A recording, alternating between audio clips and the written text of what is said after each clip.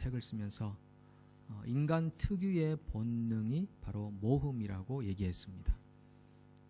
그리고 하나님을 소개하면서 하나님은 가장 위대한 모험가다.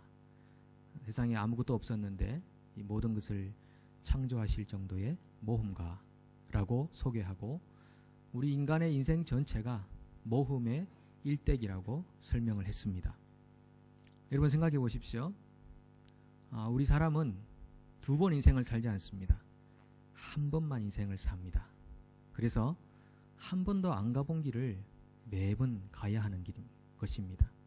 한 번도 해보지 않은 일을 어릴 때부터 우리는 하면서 살아왔습니다. 엄마 뱃속에 있다가 태어났는데 세상이 얼마나 두렵겠습니까? 나와서 울었습니다. 그리고 어릴 때부터 엄마와 아빠와 함께 지내는 법을 배워야 했습니다. 사람이라고 하는 나 자아가 아닌 다른 사람이라는 한 존재와 함께하는 법을 배워야 했습니다. 한 번도 해보지 않은 일이었던 것입니다. 조금 시간이 지나면 기어다닙니다. 한 번도 안 기어봤습니다.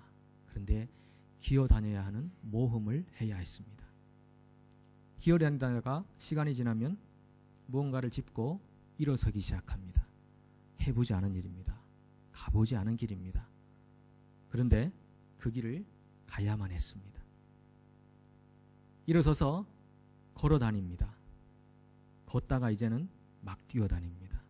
한 번도 뛰어보지 않았는데 아무도 밟지 않은 그 산속의 눈길을 가듯이 막 뛰어다닙니다. 모험을 시작했습니다. 젖을 먹다가 이제 밥을 먹습니다. 한 번도 먹어보지 않은 밥을 먹기 시작했습니다. 그것보다 굉장히 어렵고 힘든 일이 있다면 사람을 만나는 일입니다. 사람을 만나서 교제하고 사귀는데 친구를 만나게 됩니다. 그 친구가 어떤 친구인지도 알지 못하고 친구를 만나야 하는 모험을 감행해야 했습니다. 제일 심각한 모험은 남자를 만나고 여자를 만나는 모험이었습니다. 그 남자가 어떤 남자인지 알지도 못하고 덥석 사랑을 해버렸고 결혼을 해버렸습니다. 지금 와서 얼마나 마음 아프고 힘든 일이 많으셨습니까? 고생 많으셨죠? 그럴 줄 몰라셨습니까? 누구나 모르고 시작합니다. 그런데 한 번도 해보지 않은 일이어서 막상 해보니까 얼마나 힘든 일인지 그렇다고 안 할 수도 없고 모험을 할 수밖에 없었습니다. 또 하나 더 심각한 일이 있는데 사랑을 하고 결혼을 하고 나니까 자식이 태어나는데 이 자식이 어떤 자식인지 알고 여러분께서 그 자식을 낳으셨습니까? 이건 굉장한 모험입니다. 얘가 인간답게 살 건지 아닐지 어떻게 알고 여러분 그 아이를 낳으셨습니까? 이건 전부 우리가 가보지 않은 길을 가야만 하는 굉장한 모험이 우리 삶 속에 널려 있다는 것을 증거해주는 일이 되는 것입니다. 그런데 우리는 또 조국을 떠나서 한 번도 살아보지 않았던 낯선 땅으로 이주해서 왔습니다. 부모를 따라왔던 이주해서 왔던 이곳으로 올 수밖에 없었습니다. 이건 정말 모험이었습니다. 내 인생이 어떻게 펼쳐질지 알지도 못하고 그냥 남태평양, 이 태평양 바다를 건너서 이곳까지 흘러왔습니다. 굉장한 모험을 감행한 분들입니다. 근데 만약 우리 인생에 있어서 이 모험이 더 이상 없다. 이것은 우리가 죽은 것과 같다. 이렇게 표현할 수 있습니다. 만약에 더 이상 내 인생에 새로운 일이 없고 새로운 시도가 없고 새로운 길을 가지 않고 새로운 일을 해보지 않는다. 이것은 내 인생이 소멸되고 있다는 증거일 수밖에 없습니다. 살아있다는 것은 항상 모험에 직면한다는 것입니다. 해보지 않은 일에 대한 일, 가보지 않은 삶에 대한 새로운 도전, 이것이 살아있다고 하는 하나의 증거가 되는데 만약 이런 것이 없다면 우리는 지금 자아라고 하는 울타리 속에 갇혀 살고 있습니다. 그리고 자신의 자아를 우상 숭배하듯 섬기고 있습니다. 새로운 일을 시도하지 않습니다. 새로운 길을 걸어가 보지 않습니다. 그냥 내가 장성하고 성장했으니 익숙해져 있는 일 속에서만 살겠다. 이것은 내 자아를 신으로 숭배하면서 내 자아를 꼭 붙잡고 살겠다. 자아라는 틀을 깨지 않겠다고 하는 그런 결단과도 같은 것이고, 그것은 우리 인생이 지금 소멸되고 있다는 것을 말해 주는 것입니다. 우리는 보통 사회를 죽은 물이라고 말합니다. 물이 흘러들어오는데 흘러나가지 않습니다. 흘러들어온 물을 흘려보내는 모험을 감행해야 됩니다. 내가 이 물을 흘려보냈을 때 과연 이 바다가 존재할 수 있을까에 대한 두려움이 존재하지만, 그러나 흘러들어온 물을 방출해보는, 다른 곳으로 흘려보내보는 그런 가보지 않은 길에 대한 시도, 해보지 않은 일에 대한 시도가 없기 때문에 사회는 죽은 물이 된다는 것입니다. 보통 사람들이 한 20세가 되면 세포가 이제 죽는 세포가 더 많아진다고 합니다. 생성세포보다 죽는 세포가 많아진다고 합니다. 그러니까 육신의 나이로 하면은 이제 20세 이상으로부터는 점점점 사람이 죽어간다, 이렇게 표현할 수도 있겠습니다.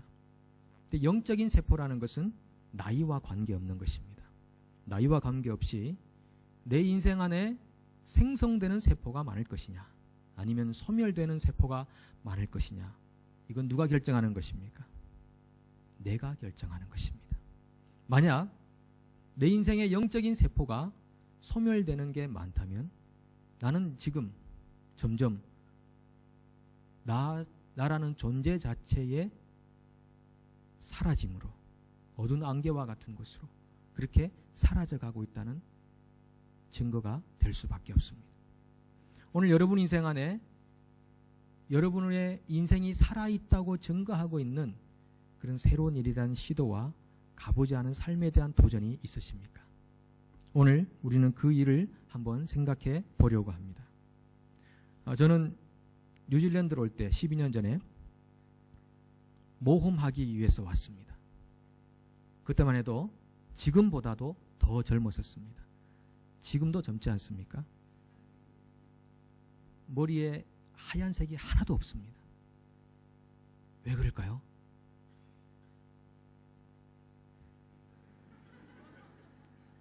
저는 사실 가끔 내 머리가 좀 휘었으면 좋겠다 생각합니다. 나이가 조금 남자가 나이가 좀 들어 보이면 뭔가 좀 중후한 맛이 있고, 뭔가 좀 안정적으로 보이고, 뭔가 좀 기대고 싶고, 그렇지 않습니까? 모든 남자가 그런 건 아닙니다. 그런데 제 머리가 휘어지지 않습니다. 그게 참 신기합니다. 아마 가족 내력인 것 같습니다. 별 중요한 얘기는 아닙니다만, 그런데 제가 10년 전에 여기 올 때 뉴질랜드 가서 한번 내가 내 인생을 모험을 해야 되겠다 생각했었습니다. 왜냐하면 그때는 이제 젊음이라는 것이 또 하나의 동기부여가 됐고, 또 하나는 제가 그 당시에 이 청년들을 지도하고 있었는데, 한국에서 우리 인생은 모험입니다. 우리 모험하며 삽시다. 너무 울타리에 갇혀 있지 말고 새로운 일을 한번 시도해 보십시다. 막 설교했던 적이 있는데, 제가 그렇게 해보지 않고는 이건 그냥 탁상공론에 불과한 일이 아닌가 생각하면서 저도 과감하게 사역지를 떠나서 뉴질랜드로 무조건 왔습니다. 지금 어른들이 보시면은 정말 무식하게 그냥 온 겁니다. 우체국에서 이 박스 몇 개 그냥 보내고 숟가락 젓가락 몇 개 가져와서 소꿉장난하듯이 그렇게 무작정 뉴질랜드로 이렇게 걸어왔습니다. 그런데 생각해 봅니다. 12년이 지났는데 만약 제가 그때 뉴질랜드로 오지 않고 그냥 한국에 있었더라면 어땠을까? 내 인생이 어떤 길을 걸어갔을까는 궁금증이 생기는 것입니다. 그건 가보지 않은 길입니다. 이 길은 내가 와본 길입니다. 여러분 혹시 사시면서 선택해보지 않은 삶에 대한 궁금증을 가져본 적 없으십니까? 내가 만약 그때 그 길을 선택했다면, 내가 만약 그때 이 사람 말고 다른 사람을 선택했더라면, 이 부분이 제일 여러분들에게 심금을 울리는 감동을 자아내고 눈물을 자아내게 하는 그런 스토리가 아닐까 싶은데, 내가 인생을 살면서 그때 그렇게 하지 않고 그렇게 했더라면 이라고 하는 일이 있지 않습니까? 여러분 익숙하게 잘 알고 있는 로버트 프로스트가 지은 가지 않은 길, 한번 제가 읽어보도록 하겠습니다. The Road Not Taken. 좀 띄워주시고요. 노랗게 물든 숲속에 두 갈래 길이 있었습니다. 난 나그네 몸으로 두 길을 다 가볼 수 없어 아쉬운 마음으로 그곳에 서서 한쪽 길이 덤불 속으로 감돌아간 끝까지 한참을 그렇게 바라보았습니다. 그리고는 다른 쪽 길을 택했습니다. 먼저 길에 못지않게 아름답고 어쩌면 더 나은 듯도 싶었습니다. 사람들이 밟은 흔적은 비슷했지만 풀이 더 무성하고 사람의 발길을 기다리는 듯 해서였습니다. 그날 아침 두 길은 모두 아직 발자국에 더럽혀지지 않은 낙엽에 덮여 있었습니다. 먼저 길은 다른 날로 미루리라 생각했습니다. 길은 길로 이어지는 것이기에 다시 돌아오기 어려우리라 알고 있었지만 먼 훗날 어디에선가 나는 한숨 쉬며 이야기를 할 것입니다. 숲속에 두 갈래 길이 있어 나는 사람이 덜 다는 길을 택했습니다. 그리고 그것이 내 인생을 이처럼 바꿔놓은 것입니다. 라고.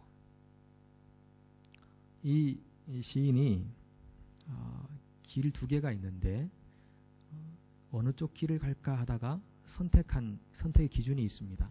그것은 사람이 덜 다닌 길을 선택했다는 겁니다. 그리고 그 선택이 내 인생을 지금처럼 바꿔놓았다는 겁니다. 그건 참 모험이었습니다. 사람들이 많이 찾지 않는 길을 간다는 것은 참 모험입니다. 저는 이 시를 보면서 예수님 말씀을 한번 생각해 봤습니다. 마태복음 17장 13절과 14절. 좁은 문으로 들어가라. 멸망으로 인도하는 문은 크고 그 길이 넓어 그리로 들어가는 자가 많고 생명으로 인도하는 문은 좁고 길이 협착하여 찾는 자가 적음이라.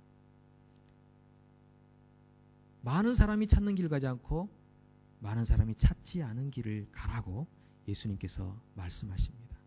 여러분 지금까지 인생을 살아오시면서 어떤 길을 선택하시며 사셨습니까? 무엇을 기준으로 길을 선택하셨습니까? 대세를 따르며 사셨습니까? 사람들에게 인정받기 위한 길만을 따르셨습니까? 사람들이 보기에 상식에 어긋나지 않는다는 상식 수준에서 인생을 살아오셨습니까? 무엇이 여러분들로 하여금 그 길을 선택하며 살게 했습니까? 오늘 예수님께서 우리에게 말씀하십니다. 좁은 문으로 들어가라. 그 길은 찾는 사람이 많지 않다. 많은 사람이 찾지 않는 그 좁은 길을 선택할 때 그것이 내 인생을 바꿔놓을 것입니다. 언젠가는 우리도 이 시인처럼 고백하게 될 겁니다. 그 선택이 나를 이렇게 바꿔놓았나라고. 이 시인이 지금 하고 있는 그 고백은 영광스러운 고백입니다. 후회하는 고백이 아닙니다. 정말 내가 그 순간에 그 길을 잘 선택했다고 하는 그런 선포와도 같은 것입니다. 오늘 히브리서 기자가 우리에게 권면하는데요. 영문 밖으로 나가자 이렇게 권면합니다. 이 성문 바깥으로 나가는 겁니다. 사람들은 누구나 성문 안에 있기를 원합니다. 이 성 안에 있기를 원하지 누가 성 밖에 나가기를 원하겠습니까? 성 안에는 많은 사람들이 있습니다. 그리고 사람들의 시선이 항상 닿습니다. 외롭거나 고독하지 않습니다. 필요한 모든 것들이 있습니다. 제공됩니다. 그 안에 있으면 승진도 하고 소유도 늘어나고 안정적이 될 것입니다. 그런데 오늘 히브리서 기자가 우리에게 말하기를 성문 밖으로 나아가자 이렇게 우리에게 권면합니다. 성문 밖에는 사람들이 많지 않습니다. 고독한 곳입니다. 내게 필요한 것이 다 있는 곳이 아닙니다. 사람들이 나를 잊어버릴 수 있는 가능성이 다분히 많습니다. 그럼에도 불구하고 우리에게 성문 밖으로 나아가자라고 선포합니다. 저는 그때 뉴질랜드에 왔을 때 제일 힘들고 어려웠던 것이 나라고 하는 존재가 제가 살던 한국 사회에서 잊혀져 가고 있다는 사실이었습니다. 나는 이제 더 이상 한국 사회에서 나의 친구들과 나의 선배와 나의 후배와 가족들로부터 잊혀져 가고 있는 존재구나. 그 생각이 굉장히 저를 괴롭게 만들었습니다. 제 자신이 없어지고 있는 것 같은 느낌이 들었습니다. 내 인생이 어느 순간에 시간 흐르는 물처럼 흘러가다가 중간에 둑이 생겨서 뚝 끊어진 것 같은 그런 느낌이 들었습니다. 그것이 참으로 힘든 일이었습니다.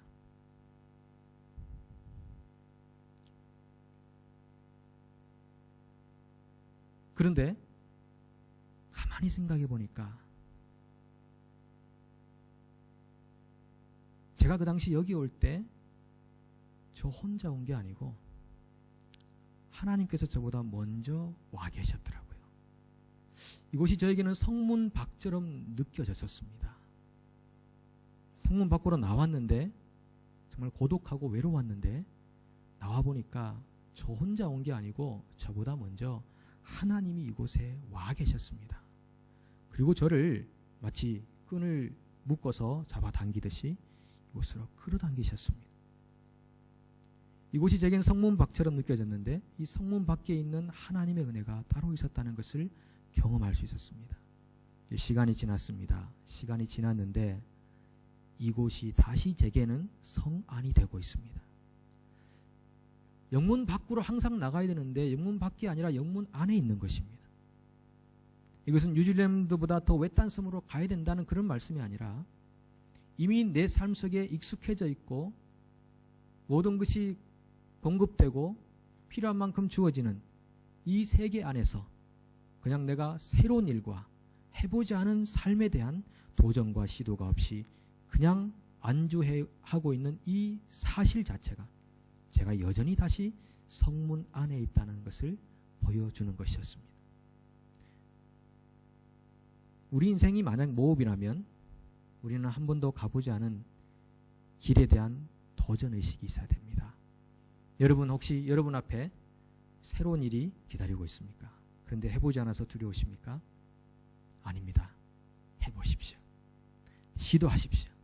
발을 내디드십시오. 모험할 때 하나님이 얼마나 우리 가운데 가까이 계시는지를 깊숙하게 경험할 수 있습니다. 이미 내가 쌓아오는 이 아성과 탑을 그 속에서 그냥 안식을 누리고 안정감을 누리고 살아가는 그것만이 우리 인생의 존재를 대변해주는 우리의 성공을 대변해주는 일이 절대 아닙니다. 새로운 일에 대한 시도를 해보십시오. 우리가 성문 밖으로 나가야 될 또 하나의 이유가 있는데 그것은 예수님께서 성문 밖에서 고난받으시고 죽으셨기 때문입니다.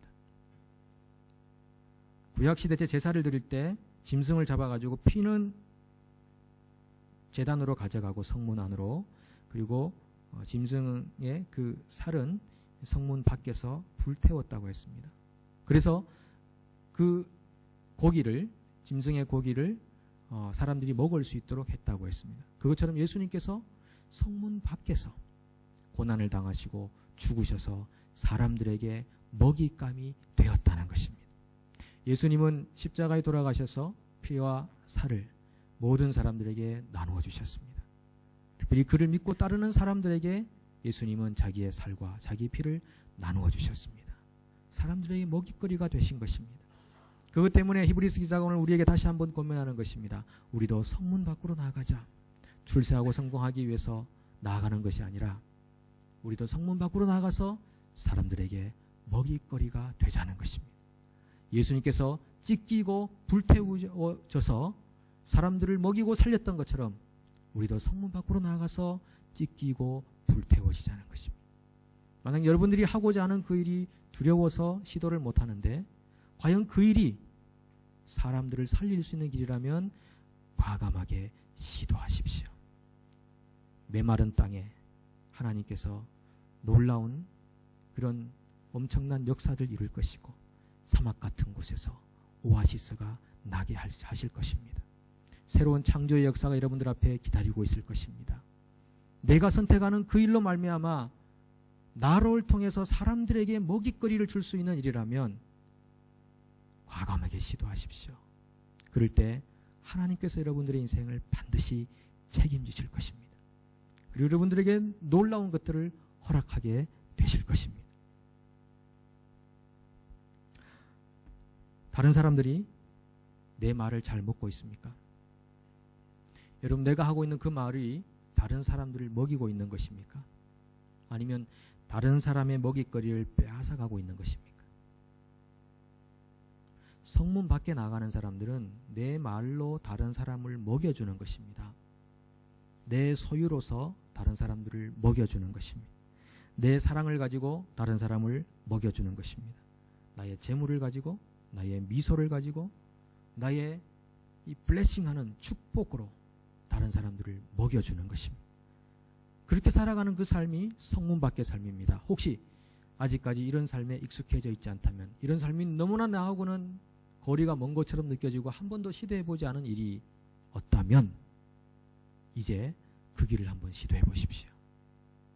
이것을 우리는 성장이라고 합니다. 이것을 변화라고 합니다. 성장과 변화라는 것이 과연 어떤 것입니까? 지식이 늘어나는 것입니까? 아닙니다. 내가 좀 더 찢겨냄을 당하고 좀 더 내 것이 다른 사람들에게 나누어짐을 당하는 성문 밖에서의 예수님의 고난의 죽음에 동참하는 그 길이 오늘 우리를 부르신 부르심의 분명한 길이 되는 것입니다. 지금 우리 한번 시도해 볼까요? 여러분 혹시 주머니에 돈 가진 거 있으십니까? 1불, 2불도 괜찮습니다. 가능하면 20불도 괜찮고 100불까지는 허용되겠습니다. 만약 돈을 줄 수 없다면 우리는 말을 주십시오. 그 말을 먹고 상대가 살아날 수 있도록 말을 주십시오. 말도 줄 수 없습니까? 그러면 잔잔한 미소를 띄워주십시오. 미소를 띄워본 적이 없어서 어떻게 하는지 모르십니까? 그렇다면 옛날에 결혼할 때 신랑 입장, 신부 입장할 때 그때를 상상해 보십시오. 더 울고 싶습니까? 그러면 그게 안 되겠습니다. 첫 아이를 낳았을 때 그것도 절망입니까? 그 아이를 낳는 것이 아닌데. 어쨌든 여러분이 줄 수 있는 거, 말을 주시든 미소를 주시든 아니면은 돈을 주시든, 자, 오늘 이 문을 떠나기 전에 이 자리에서 한번 우리가 시도해 보는 것입니다. 혹시 재물을 꺼낼 수 있는 시간이 필요하다면 30초 정도 시간을 드리겠습니다. 시간을 가진 후에 여러분이 주시려면 주시고 아니면 미소를 주시고 이렇게 하시고, 부부끼리 돈 주고 받는 일을 하지 마시기 바랍니다. 아이에게 줬다가 집에 가서 줘, 그런 일을 하지 마시기 바랍니다. 서로가 서로에게 그렇게 한번 시간을 가져보겠습니다. 제가 한 30초를 드릴 테니까 이제 지금부터 옆 사람에게 한번 내가 주는 것으로 다른 사람을 살게 한번 해보십시오.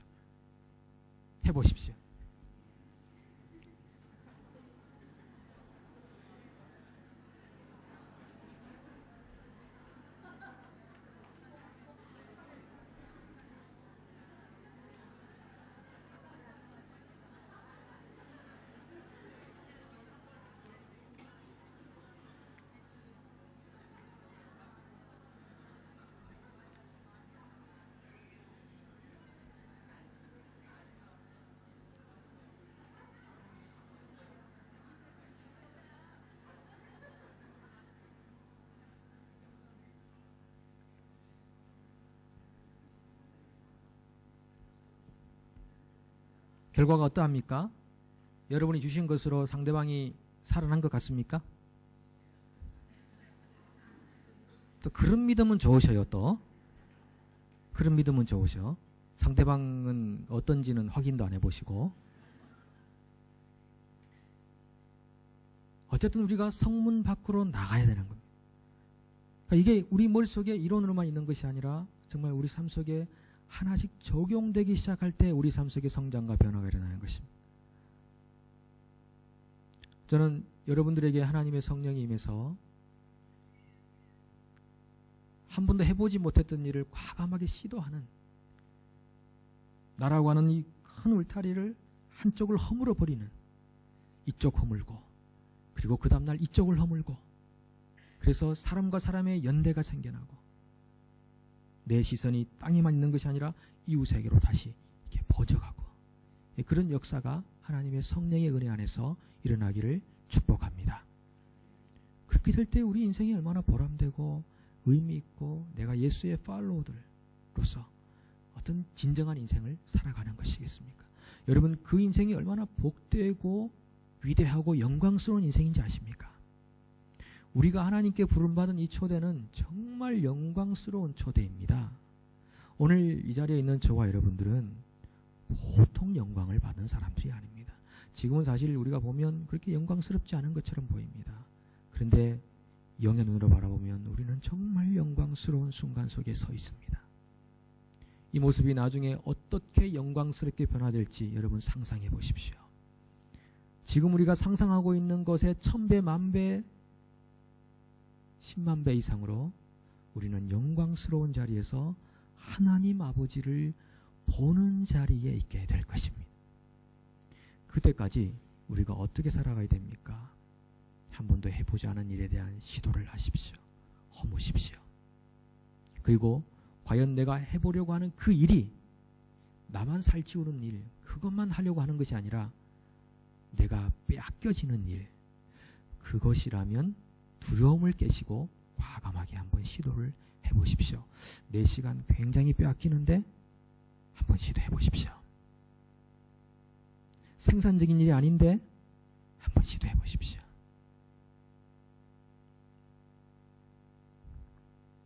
그럴 때 오늘 14절 15절에서 우리에게 특별하게 다시 한번 정립해 주는 말씀이 있는데, 어떤 일을 새롭게 해야 됩니까? 어떤 길을 새롭게 걸어가야 됩니까? 어떻게 말합니까? 우리가 여기에는 영구한 도성이 없으므로 장차 올 것을 찾나니 그랬습니다.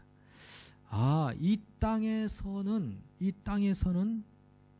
우리가 찾아야 할 진정한 양식이 없구나. 이걸 분명하게 인식하라는 겁니다. 그리고 우리가 찾아야 하는 것은 장차 다가올 새로운 도시라는 것입니다. 여러분, 이 도시 문화 속에 살면서 얼마나 문화적 혜택을 많이 받고 삽니까? 요즘 한 사람이 누리고 있는 그 문화적 혜택, 이런 양식들이 옛날 조선시대의 왕들이 누렸던 것보다 훨씬 더 많다고 하지 않습니까? 그 당시 왕 하면 뭐합니까? 지금만큼의 혜택도 누리지 못했는데요. 그러니까 엄청난 혜택을 받고 있는 이 도시 문화 속에 우리가 살고 있는데, 이 도시 안에 살면서 사람들이 가지 않은 길을 가는 겁니다. 이 도시는 우리가 추구할 도시가 아닙니다 라고 얘기하는 겁니다. 그리고 우리는 새로운 도시를 기다리고 있습니다. 이건 정말 모험입니다. 이렇게 문화적 혜택과 사회적 혜택들을 받고 살아가는데 이걸 그냥 흡수하여 누리면서 그냥 이 땅을 살아가면 되는데, 이상하게 그리스도인들은 그렇게 하지 않고 장차 다가올 도시를 기다리고 있다고 합니다. 장차 올 도시를 기다리는 이 위험천만한 모험을 하고 있는 사람들 속에 반드시 나타나야 되는 한 현상이 있다고 말하면서 그것은 찬송이라고 표현하고 있습니다. 찬송. 저는 여기서 말하고 있는 찬송이 바쁘게 돌아가는 이 분주한 세상 속에서의 사람들이 가지는 여유라고 생각합니다. 사람들은 찬송할 여유가 없습니다. 자기 인생을 노래하는 시간을 가질지는 모르겠지만은 이 땅을 만들었던, 창조하셨던 우리 속에 영을 불어넣어 주시고 우리를 자신의 자녀로 삼아주신 하나님을 기억하고 그분의 이름을 여유 있게 부를 만한 시간적 여유와 마음의 여유를 가지지 못하고 있습니다. 여러분, 얼마나 여러분 속에 여유가 있습니까? 분주함 가운데 찬송이 잘 나옵니까? 이 도시 생활 가운데서 분주하게 살아가는데 찬송이 나옵니까? 그렇지 않습니다. 찬송은 이 분주한 세상 속에서 누릴 수 있는 여유입니다. 여유를 가지십시오. 그리고 하나님을 기억하는 시간을 가지십시오. 성경은 찬송을 입술의 증거, 즉 전도의 열매라고 표현하고 있는 것입니다. 우리가 찬송하며 살아갈 때 세상 사람들이 보는 것입니다. 당신은 왜 그런 노래를 부릅니까? 왜 그런 찬송을 하고 있습니까? 아니, 이렇게 하고 할 일이 많은 세상에서 교회 가는 일이 왜 그렇게 많습니까? 예배하는 일이 왜 그렇게 많습니까? 왜 그렇게 조용히 기도하는 시간에 1시간, 2시간 이상을 보냅니까? 왜 그렇게 경전을 가지고 1시간, 2시간씩 일주일에 서너 시간씩 그렇게 살아가고 있습니까? 생산지기도 않은 그 일에 왜 자기의 시간을 투자하고 살아가고 있습니까? 사람들이 우리를 그렇게 바라볼 때 그것은 곧 우리가 강력한 전도와 증거를 하고 있다는 증거가 되는 것입니다. 찬송은 곧 우리의 드리는 예배이면서 우리가 하나님께 구별하여 드리는 시간을 의미할 수 있습니다. 그런 시간들이 결국 세상을 살아가고 있는 이 도시만으로 만족하고 살아가고 있는 사람들에게 주는 도전이자 증거의 시간들이 되는 것입니다. 사랑하는 여러분, 오늘 한 해가 저물어가는 날이기도 하지만 이날은 한 해를 새롭게 시작하는 그런 도약의 날이기도 합니다. 자, 여러분들에게 하나님께서 어떤 도전을 주시는 것입니까? 해보지 않은 일에 대한 도전을 주십니까? 가보지 않은 길에 대한 도전이 있으십니까? 오늘 선뜻 발을 한번 옮겨보십시오. 시작이 반이지 않습니까?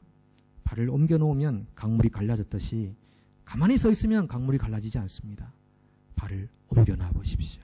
그러면 그 모험적인 순간에서 하나님이 얼마나 우리와 함께 하시며 우리의 인생을 기뻐하시는지 우리에게 가르쳐 주실 것입니다.